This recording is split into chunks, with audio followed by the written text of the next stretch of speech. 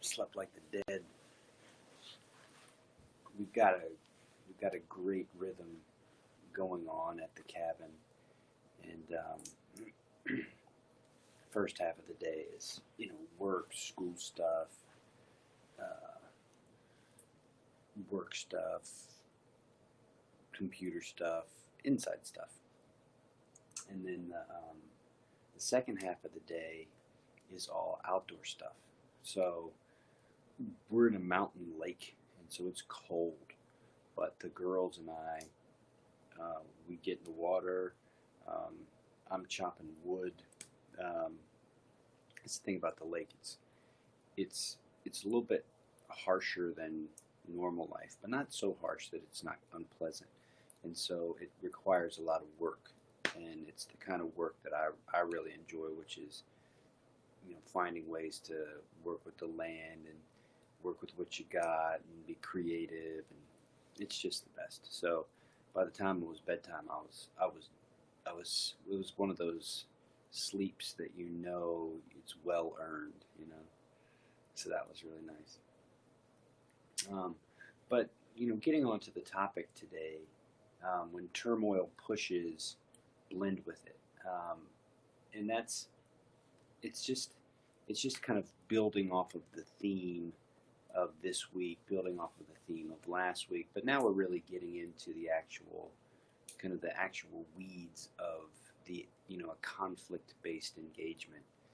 There's a lot of stuff out there that articulates having peace, love in your heart, et cetera, which is all wonderful, but there's not a lot out there that articulates how to actually engage with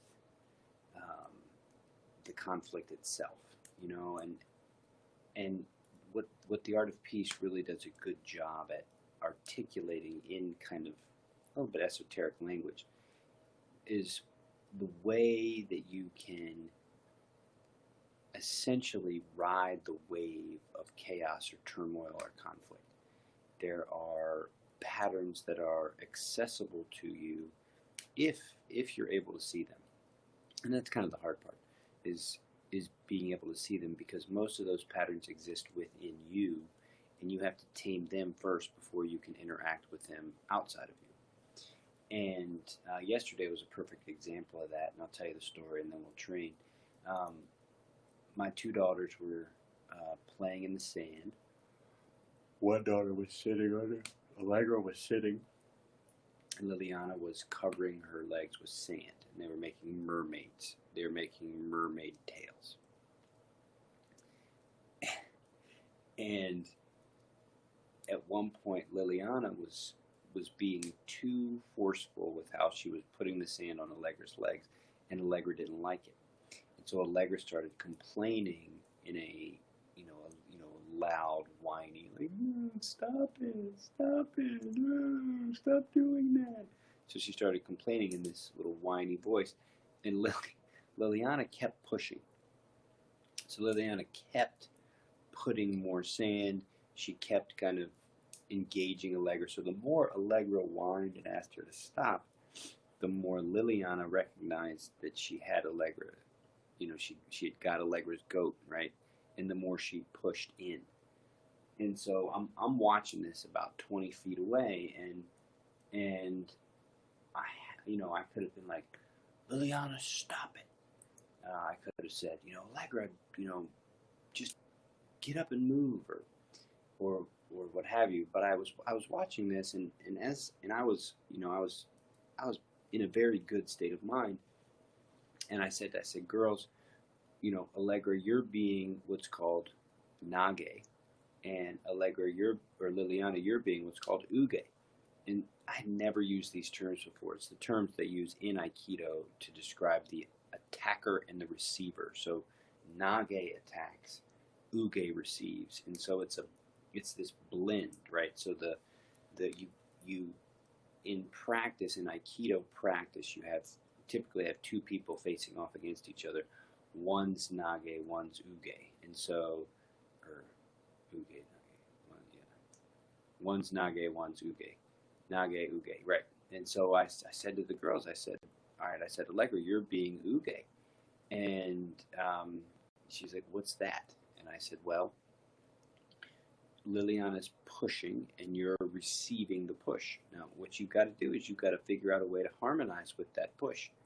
And that might mean moving, that might mean shifting, that might mean changing the topic. I don't know what that's going to mean, but you need to take ownership of the fact that your response is influencing how Liliana is being nage. And there I go. And so I said to Liliana, I said, your nage has no empathy. Allegra is asking you and telling you over and over again that what you're doing is causing her, pain or discomfort or whatever, and you're just doing it anyway. And I said to Allegra, Allegra, you're not blending with what's going on. You're just taking it. You're just sitting there taking it. And if something's really bothering you that much, then move. But just screaming about it and complaining about it and not doing anything about it's no good. And your sister is just going to keep pushing because she knows she's got you.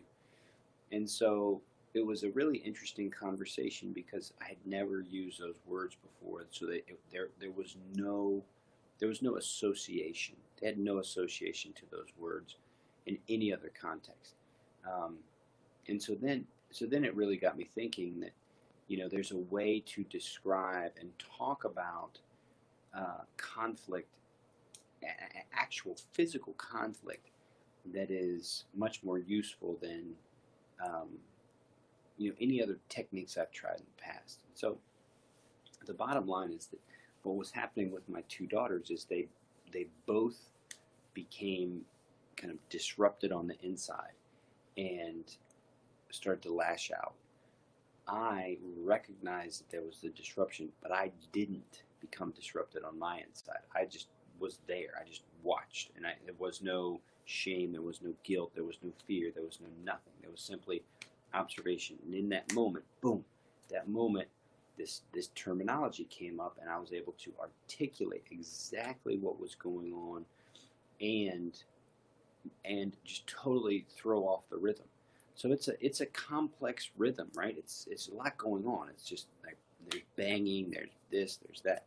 And then there was me, and I was able to just see all that and then articulate, boom, boom, boom. And then they were able to shift. And that's typically what happens in conflict is things get spun up. People try to engage with it while spun up, and then it just gets more spun up.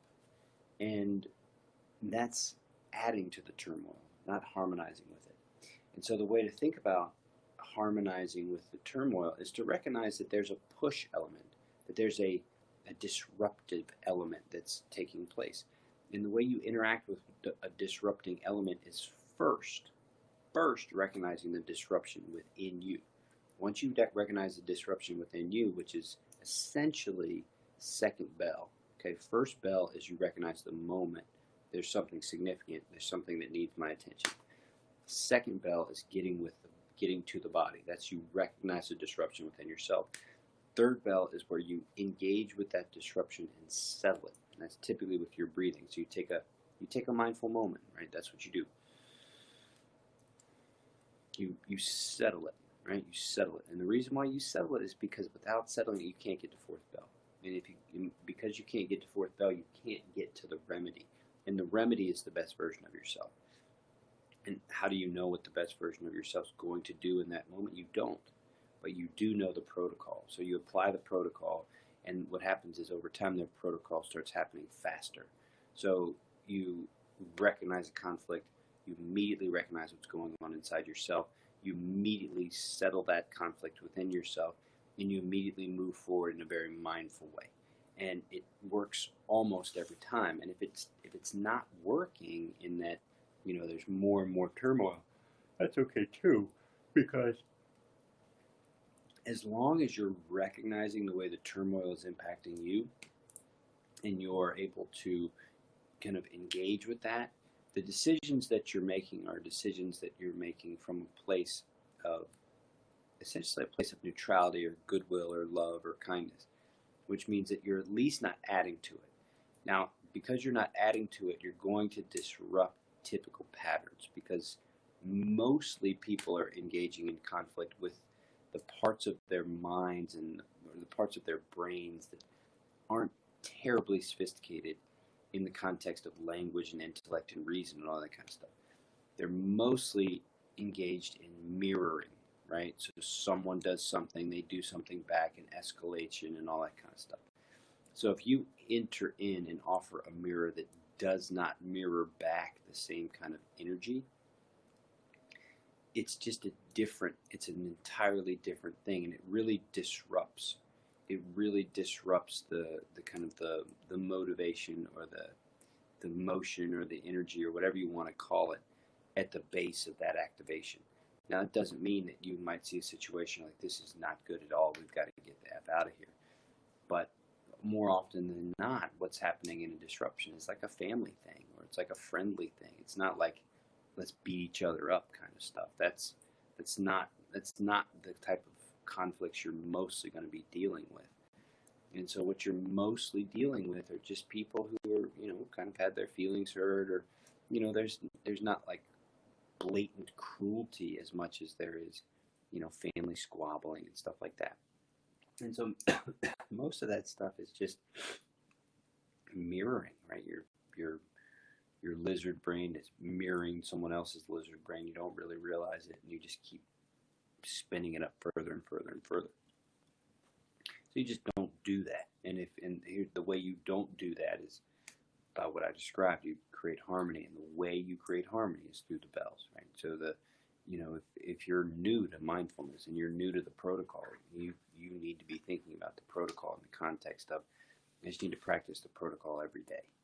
And so you practice the protocol with me, you practice in the morning or whenever you end up watching this video, and you just practice making the protocol a part of your response. And it's quick, right? So you're, boom, first bell, I'm aware. Second, I'm aware of it inside of me. Third bell, I recognize what's going on inside of me, and I interact with that through my breath. Fourth bell, I bring the best version of myself to the moment. And then you just start working on that protocol. And then what happens is it happens faster. It happens faster. You're more aware of how it's happening. And then you start participating with your life in a more harmonious way.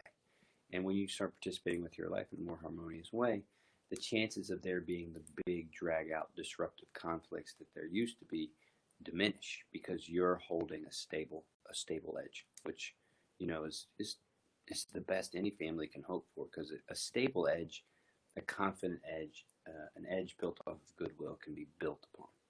And once you start building upon a stable edge and maintain that stable edge, things just get better and better and better, because the more stability you provide, the more stability you create. And the more stability you create means the less not the less conflict, there's still conflict, but the less violence in the conflict, the less angst, the less hurtfulness inside the conflict. So never anything wrong with that. So let's go ahead and do the practice, and then we'll call it a day. So first things first is, what's cueing you to comfort? What do you know about your body that makes you feel the most comfortable? And apply that. Give yourself 2 to 5% more comfort. Just make whatever moves that you need to make to get yourself more comfortable, and then we'll begin.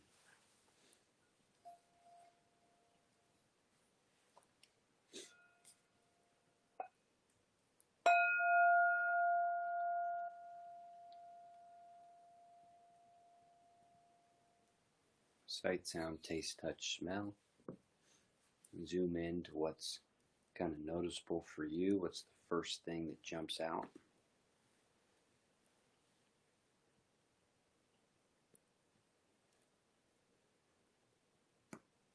It could be a number of things, or it could be one thing in particular. So you can kind of broaden your awareness of your senses, or zoom in on a particular sense.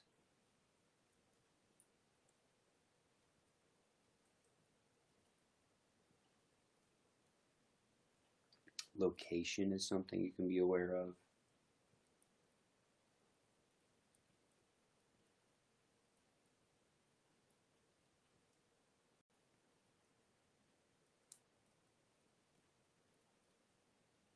sides, if you're hearing something on one side compared to another side, temperature variation.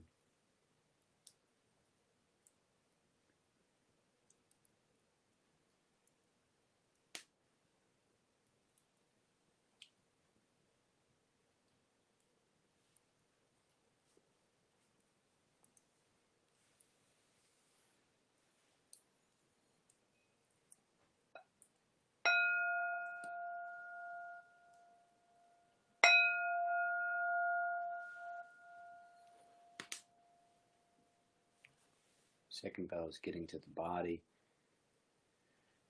First is noticing your ground. It's the place beneath you. And this is it's a strategic placement of your attention to go to ground first. It's the part that you build everything on top of. And so once you've established your ground, then you build your spine. And you do that by going through the chunks of your body. The first chunk is at the pelvis, noticing what's there. There might be some movement that you want to make, some shifts, some adjustments. But most importantly, it's putting your attention there. It's the act of doing it. Next, put your attention in your core region. Now again, there may not be much to notice, but the act of putting your attention there means that, if something shows up in your internal world, right? So anger, or frustration, or sadness, or whatever, because you've paid time, you put time into attending to the alignments of your body and the chunks of your body, the chances of you recognizing something's there is increased. Next, go to the heart space. Now this right here is a region to be very attuned to. So you want to know your shoulder blades, you want to know your collarbones. There's so much going on at the heart space. And typically, the heart space is where you'll feel a lot of kind of emotional experience. So there's the emotion, right, which you can tell the story about, where it came from, what it's doing, etc., etc. But then there's also the experience of the emotion. And a lot of times that takes place in this kind of center channel of the heart space. From there, move up to throat, top of the head. Now your goal by the time you get to the top of the head is length and alertness. So you've got some length in the spine. You're alert to your own body and to what's around you, but also you're relaxed. So feel free to soften the muscles of your face, soften the jaw, soften all the way down.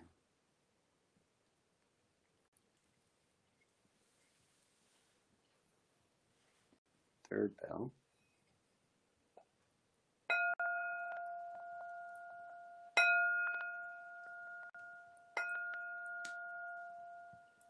So the third bell, we're at the breath. So just go ahead and notice your breath at its baseline.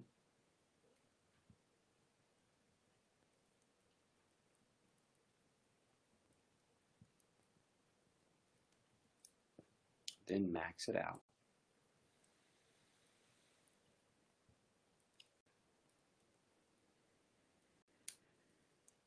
Now, because it's turmoil, right? Because there's fire, I'm going to show you a technique called fire breathing. Now, I want you to work it in a real kind of simple kind of way. So it's not going to be like full-on fire breath. Or ujjayi, no, that's not ujjayi breath. Full-on fire breath. But I want you to do it in like spurts. So there's a way to think about this that's very military, right? So in machine gun language, when you're doing, an operation, you've got multiple machine guns firing at a target. There's a span of time, it's about four seconds, that you want to kind of shoot your machine gun, pause. Someone else will shoot their machine gun, pause. And the way they've languaged that out in the infantry world is die, mother effer die. So you hold down the trigger for as long as you can say in your head the mantra, die, mother effer die.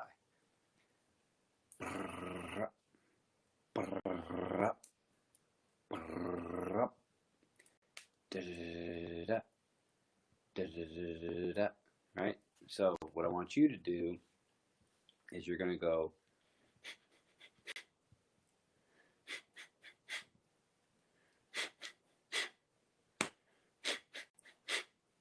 so with fire breathing, you're working on the exhale.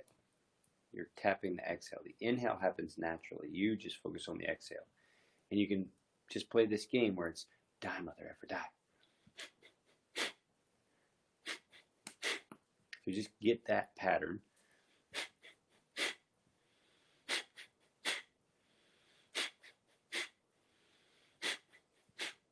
And then you can just try to stream it.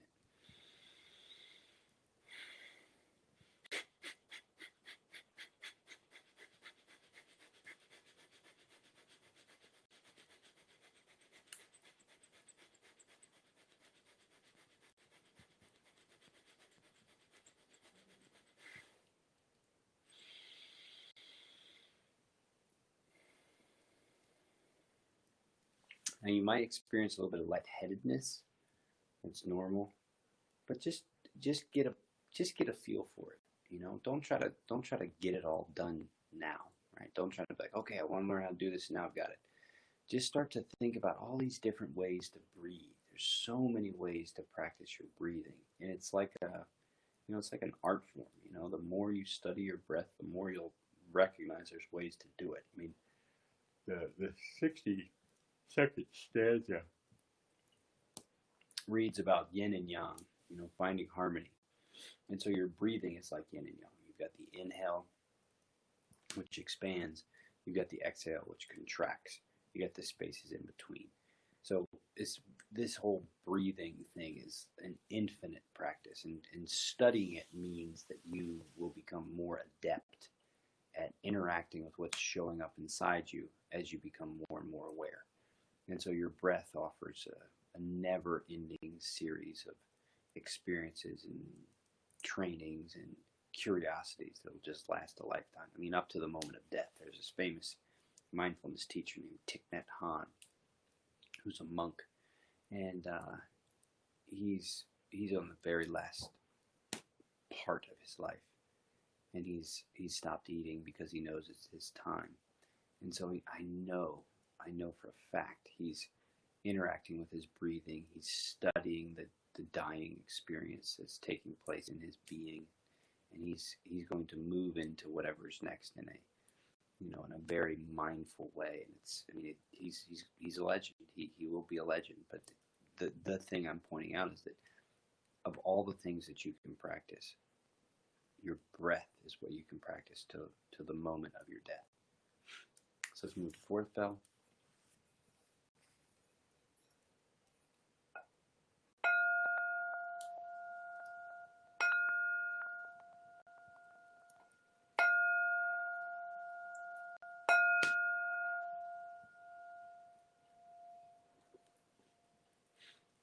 So for fourth bell, I'm just going to encourage you to put your hand on your heart if you want. You don't have to, of course, but kind of look for your heart and open your heart with gratitude. Whatever it is that you feel grateful for. I mean, I am just constantly being reminded of my family and all the people that made this cabin that I'm in real.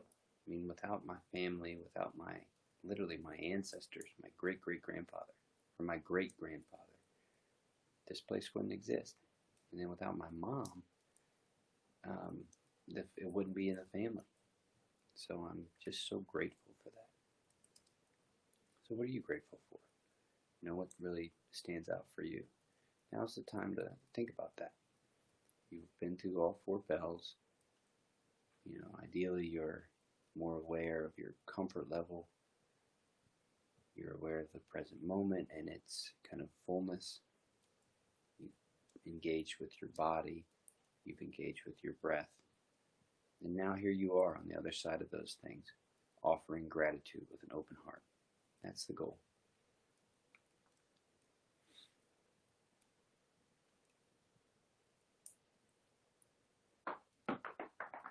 And then to finish the practice, it's to, take 2 conscious breaths, and the second exhale ends it. But mostly it's, again, you're just exerting your ability to be fully present and in the operator's seat for what's going on.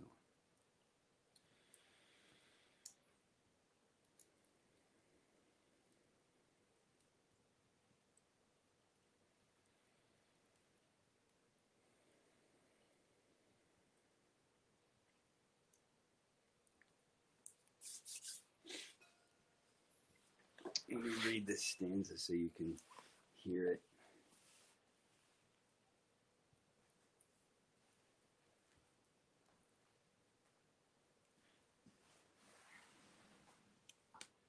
So the 62nd stanza of the Art of Feast is manifest yang in your right hand, balance it with the yin of your left, and guide your partner. So it's very much a participation. I can't emphasize that enough. You participate with turmoil. You participate with conflict because the first place it shows up is within you. And so to participate with chaos and turmoil within yourself is the first thing you should always do when it comes to interacting or even having the potential to interact with chaos and turmoil outside yourself. The inner world is the only place that you can really make a difference, because if you haven't addressed the inner world and you try to interact with the turmoil and the chaos outside yourself, you just add to it. So I encourage you to be more mindful about that and recognize what's going on the inside by practicing the 4 bells, practicing the protocol, working with me in the mornings, working on yourself, and just working every day to bring the best version of yourself to any situation, whether it's chaos or conflict, or if it's just having a good time and being aware that you're having a good time, just knowing that, like, oh, this is wonderful, having a moment of gratitude about it. So with that, I'll finish up for the day and go get some coffee. And I hope you have a great morning, and see you around. Later, I'm down.